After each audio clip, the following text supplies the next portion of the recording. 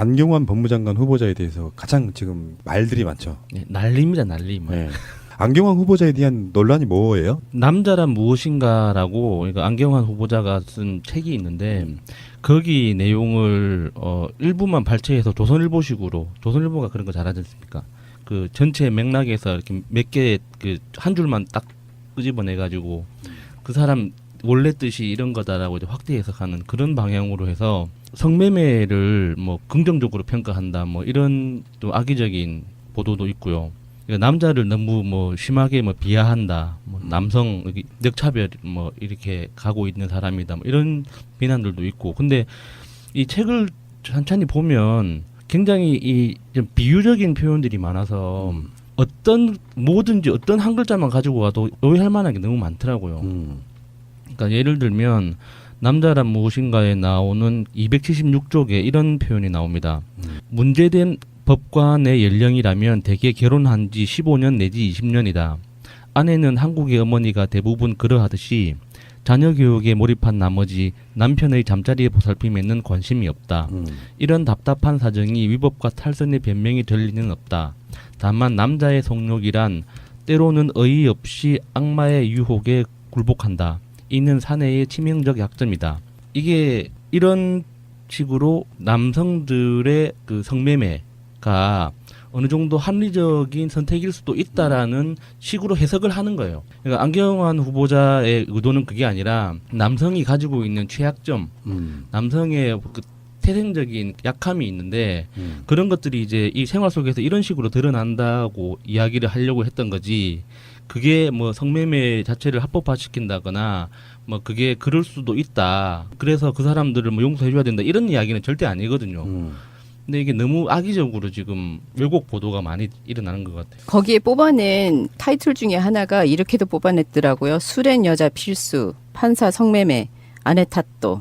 그러니까 그 자체가 그러니까 술자리에 여성이 필수라고 하는 게 안경환 후보자가 그렇게 생각한다는 뜻이 아니고 맞습니다. 예. 그러니까 그, 보통 예. 남자들 머릿속에 그런 그 환상이 있다는 거예요. 젊은 여자에 대한 그 환상이라든지 어떤 성에 대한 환상이 이렇게 잘못 각인돼 있어 가지고 남자를 굉장히 좀 약하게 만드는데 그런 불완전한 존재를 중심으로 남성 중심적인 사회 문화가 굉장히 만들어져 가고 있다. 그래서 우리가 그걸 인식하고 바꿔내야 된다. 뭐 이런 내용인데 이분이 법조인이시지만 문학 소녀잖아요. 소년.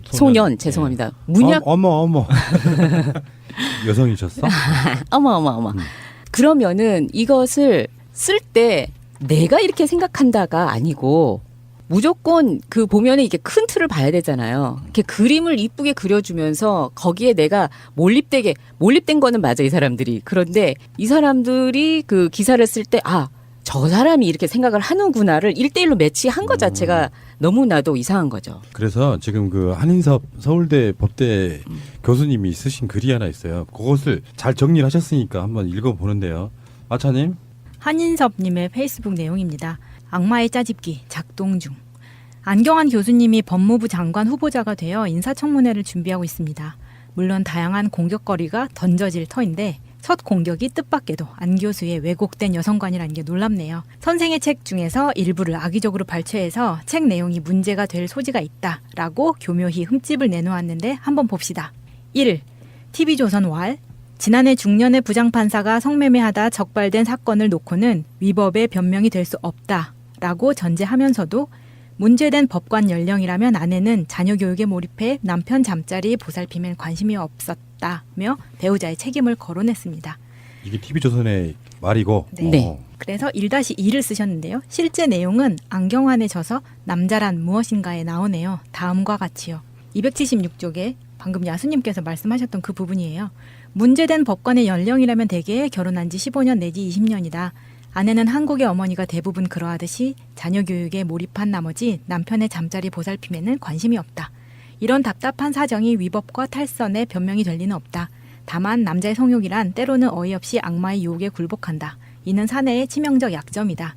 이 부분에 대해서 한인섭 님이 문제 현상을 탈선한 남자의 입장에서, 사회적 입장에서, 평가적 입장에서 여러 각도로 묘사하고 있습니다. 한마디로 남자라는 인간의 치명적 약점을 꼬집고 있습니다. 그런데 이를 배우자에게 책임을 거론한 것으로 왜곡 평가하여 마치 안 교수가 탈선은 아내 책임으로 몰아간 듯이 왜곡하고 있네요. 그렇게 해석하는 거야 기자의 자유지만 정치적 공격을 위해 그렇게 왜곡하는 건 비난받아 마땅하지요. 비난받아야죠. 네. 두 번째, 성매매에 대해 논란되는 부분도 있다고 합니다. TV조선에서 이렇게 말합니다.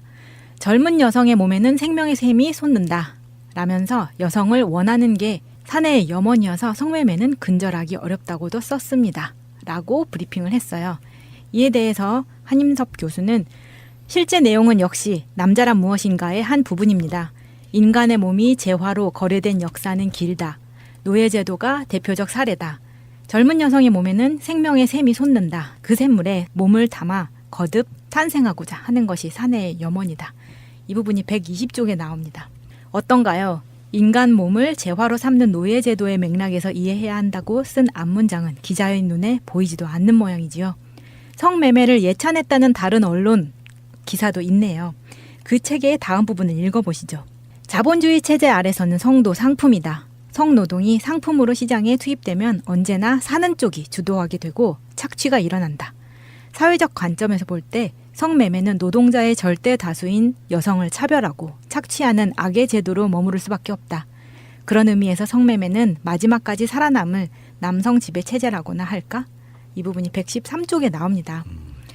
분명히 성매매는 차별, 착취의 악의 제도라 쓰고 남성 지배 체제의 폐단으로 쓰고 있습니다. 그런데 기자는 안경환 교수가 성매매를 정당화하는 것처럼 은근슬쩍 쓰고 있습니다. 세 번째, 가히 악마적 발췌 편집입니다. 다른 언론에서 유사 기사가 막 퍼지고 있더군요. 이 남자란 무엇인가 책은 아주 복합적입니다. 남녀관계만큼 온갖 편견, 지식, 고정관념이 판치는 곳이 달리 없고 온갖 학문과 예술이 거기 달려듭니다. 사회제도, 문화도 그를 둘러싸고 있고요. 그런 다양한 측면에 대해 그야말로 풍부하게 지식을 모아 펼치기에 한마디로 요약할 수도 없습니다. 하지만 그같이 악마적 발췌 편집을 하여 본 뜻을 왜곡하고 인사청문회의 먹잇감으로 삼는 짓거리에 대해서는 단호히 질타를 먹여야 할 것입니다.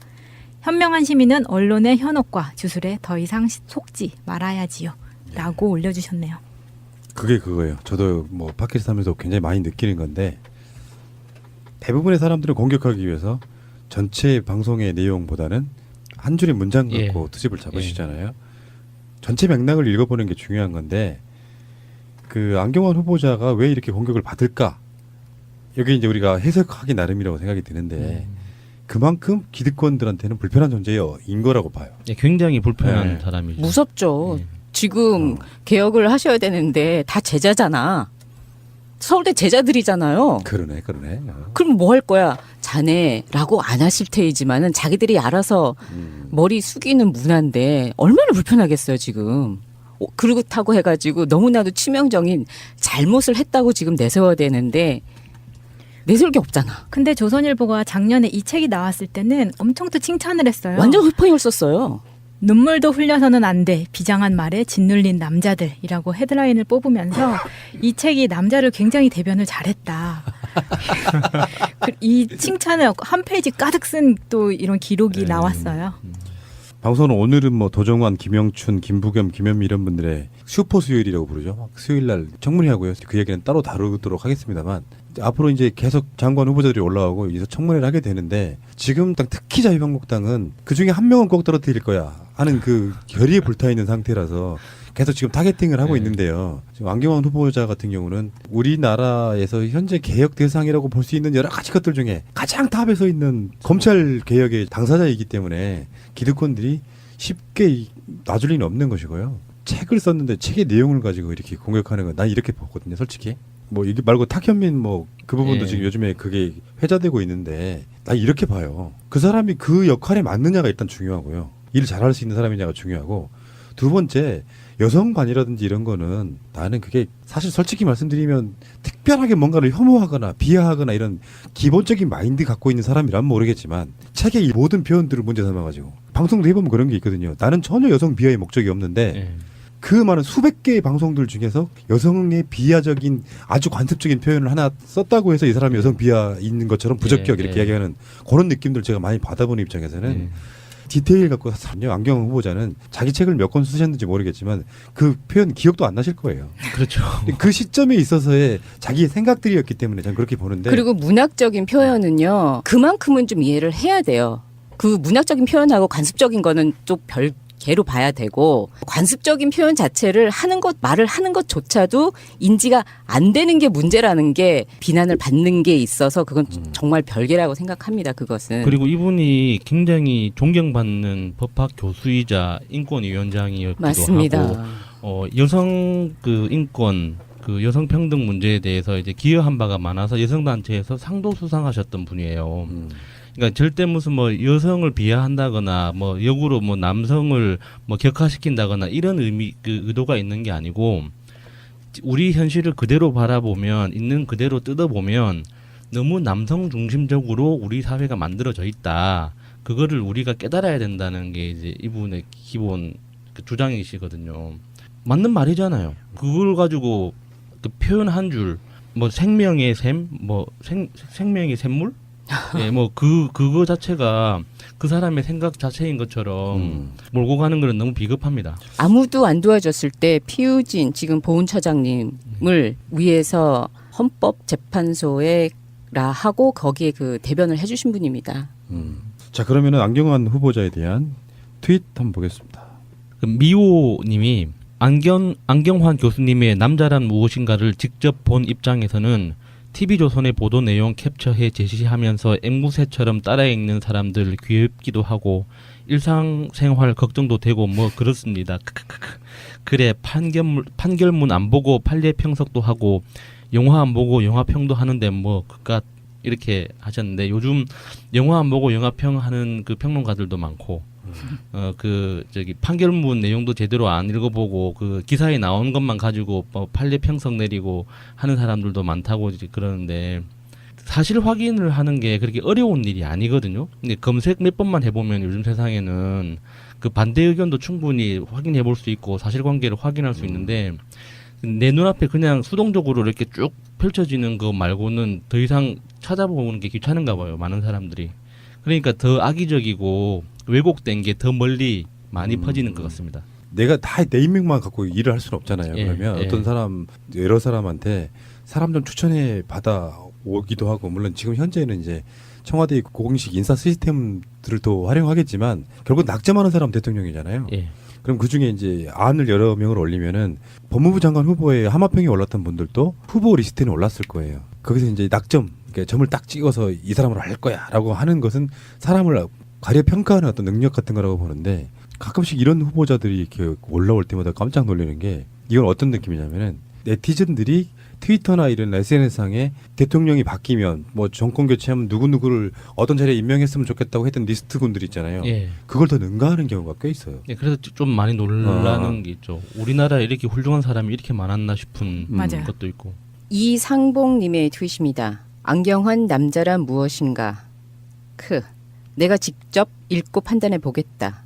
서울법대 학장 시절 최초로 여성 교수를 무려 4명이나 채용하고 또 인권위원장 시절이나 기타 이력에서 여성 인권에 크게 기여한 점이 엿보이니 내가 객관적으로 공정하게 평가해 보겠다라고 올려주셨습니다.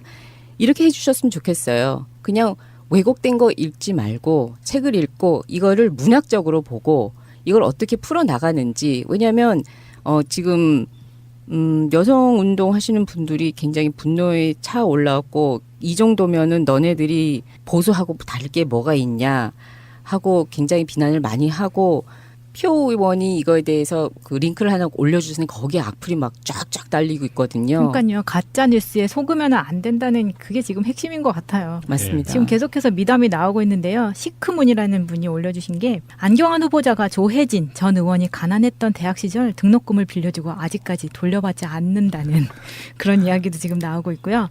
우석훈 박사의 트윗에는요. 나는 우석훈. 내가 본 많은 한국의 학자 중에서 최고로 생각하는 양반은 안경환 선생이다. 이건 나의 진심이다. 나는 경제학, 그 양반은 법학. 그런 전공 차이는 아무것도 아니다. 진짜로 최고다. 인격적으로. 라고 올려주셨어요.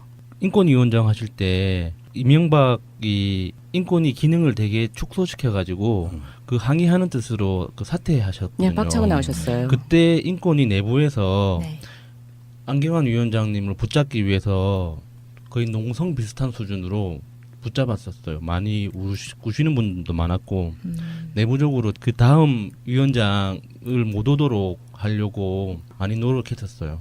행복을 찾아서님의 트윗입니다. 안경환 교수에 대한 여성 시각에 대한 비난에 대해 내가 제시하고 싶은 물음이 있다.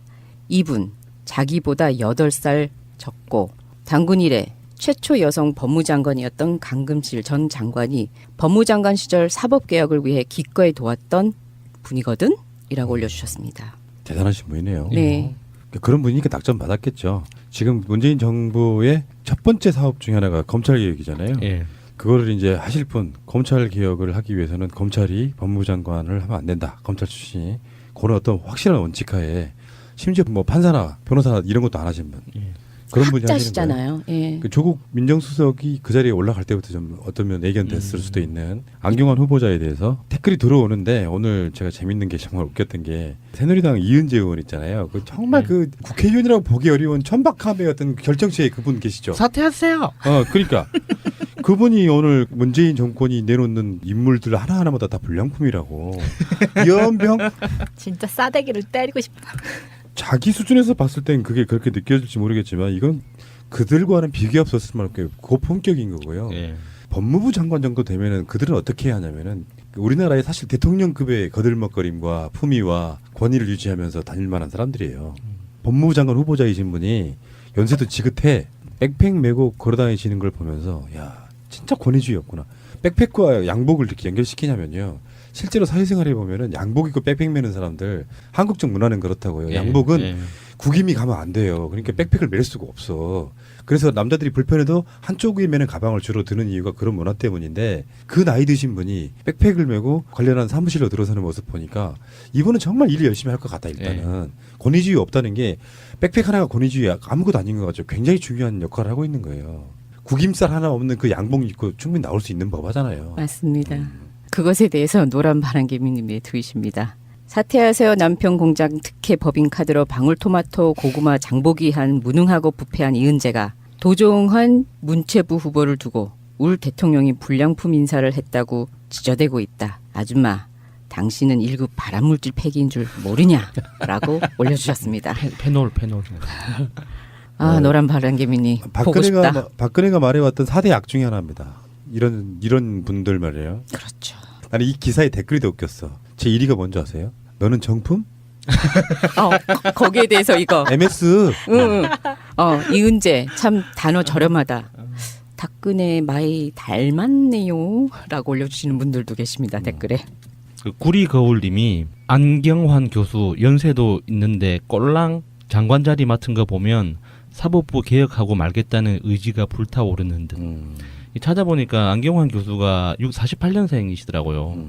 고령화 사회에서도 이르는 작은 나이가 아니죠. 그런데 대단하신 것 같아요. 그 댓글 다신 분이요. 우리 방송을 들을 수도 있다는 생각을 해봤습니다. 들으신 분이 댓글 다셨네. 부차가 나오면 왜 가출했냐며 안 된다고 할 것이고 맹자가 나오면 유장전입이라 안 된다고 할 것이고 예수가 나오면 총각이라 안 된다고 하겠지.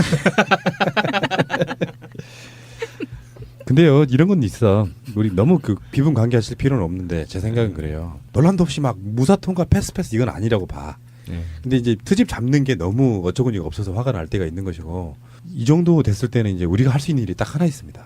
계속 지지를 보내는. 촛불 집회 크게 한번 해야죠.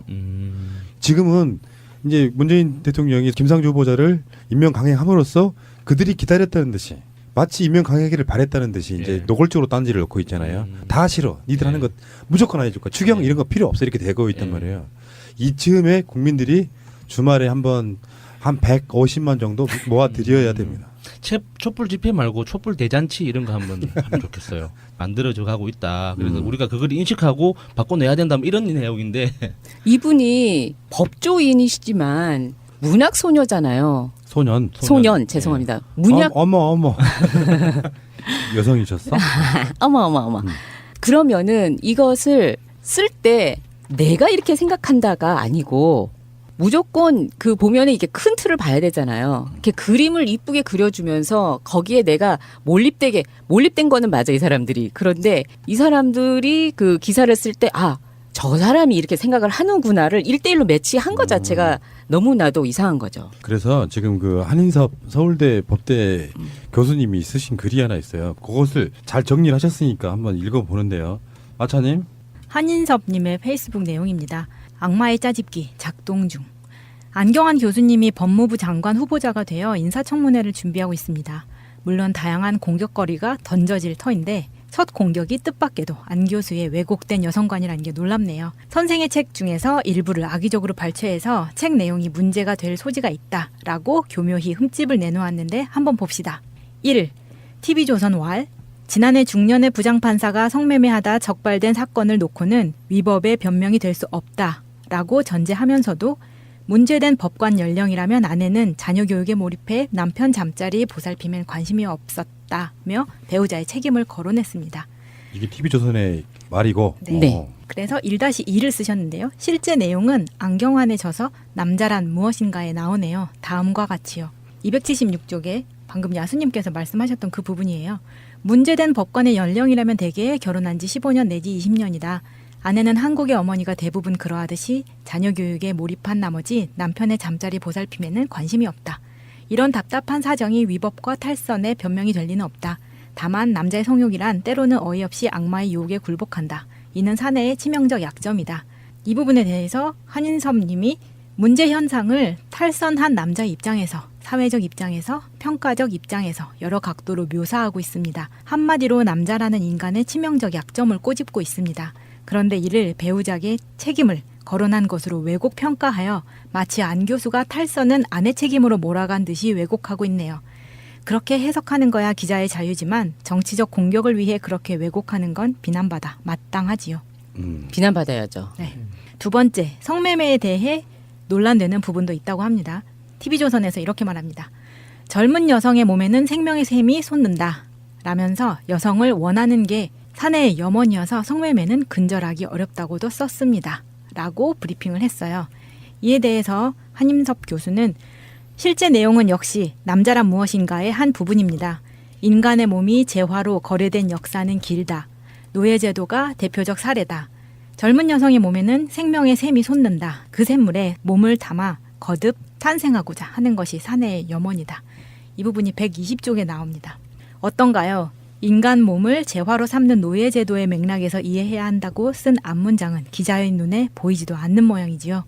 성매매를 예찬했다는 다른 언론 기사도 있네요. 그 책의 다음 부분을 읽어보시죠. 자본주의 체제 아래서는 성도 상품이다. 성노동이 상품으로 시장에 투입되면 언제나 사는 쪽이 주도하게 되고 착취가 일어난다. 사회적 관점에서 볼 때 성매매는 노동자의 절대 다수인 여성을 차별하고 착취하는 악의 제도로 머무를 수밖에 없다. 그런 의미에서 성매매는 마지막까지 살아남을 남성 지배 체제라고나 할까? 이 부분이 113쪽에 나옵니다. 분명히 성매매는 차별, 착취의 악의 제도라 쓰고 안경환 법무장관 후보자에 대해서 가장 지금 말들이 많죠. 네, 난리입니다, 난리. 네. 안경환 후보자에 대한 논란이 뭐예요? 남자란 무엇인가라고 그러니까 안경환 후보자가 쓴 책이 있는데 거기 내용을 일부만 발췌해서 조선일보식으로 조선일보가 그런 거 잘하지 않습니까? 그 전체 맥락에서 이렇게 몇 개 그 한 줄만 딱 끄집어내 가지고 그 사람 원래 뜻이 이런 거다라고 이제 확대 해석하는 그런 방향으로 해서 성매매를 뭐 긍정적으로 평가한다 뭐 이런 또 악의적인 보도도 있고요. 그러니까 남자를 너무 뭐 심하게 뭐 비하한다, 뭐 남성 늑차별 뭐 이렇게 가고 있는 사람이다, 뭐 이런 비난들도 있고. 근데 이 책을 천천히 보면 굉장히 이 좀 비유적인 표현들이 많아서 뭐든지 어떤 한 글자만 가지고 와도 오해할 만한 게 너무 많더라고요. 그러니까 예를 들면 남자란 무엇인가에 나오는 276쪽에 이런 표현이 나옵니다. 문제된 법관의 연령이라면 대개 결혼한 지 15년 내지 20년이다. 아내는 한국의 어머니가 대부분 그러하듯이 자녀 교육에 몰입한 나머지 남편의 잠자리에 보살핌에는 관심이 없다. 이런 답답한 사정이 위법과 탈선의 변명이 될 리는 없다. 다만 남자의 성욕이란 때로는 어이없이 악마의 유혹에 굴복한다. 이는 사내의 치명적 약점이다. 이게 이런 식으로 남성들의 그 성매매가 어느 정도 합리적인 선택일 수도 있다라는 식으로 해석을 하는 거예요. 그러니까 안경환 후보자의 의도는 그게 아니라 남성이 가지고 있는 취약점, 남성의 그 태생적인 약함이 있는데 그런 것들이 이제 이 생활 속에서 이런 식으로 드러난다고 이야기를 하려고 했던 거지. 그게 뭐 성매매 자체를 합법화시킨다거나 뭐 그게 그럴 수도 있다. 그래서 그 사람들을 뭐 용서해줘야 된다. 이런 이야기는 절대 아니거든요. 근데 이게 너무 악의적으로 지금 왜곡 보도가 많이 일어나는 것 같아요. 거기에 뽑아낸 타이틀 중에 하나가 이렇게도 뽑아냈더라고요. 술엔 여자 필수, 판사 성매매, 아내 탓도. 그러니까 그 자체가 그러니까 술자리에 여성이 필수라고 하는 게 안경환 후보자가 그렇게 생각한다는 뜻이 아니고 맞습니다. 예. 지금 그러니까 그, 보통 예. 남자들 머릿속에 그런 그 환상이 있다는 거예요. 젊은 여자에 대한 그 환상이라든지 어떤 성에 대한 환상이 이렇게 잘못 각인돼 있어 가지고 남자를 굉장히 좀 약하게 만드는데 그런 불완전한 존재를 중심으로 남성 중심적인 사회 문화가 굉장히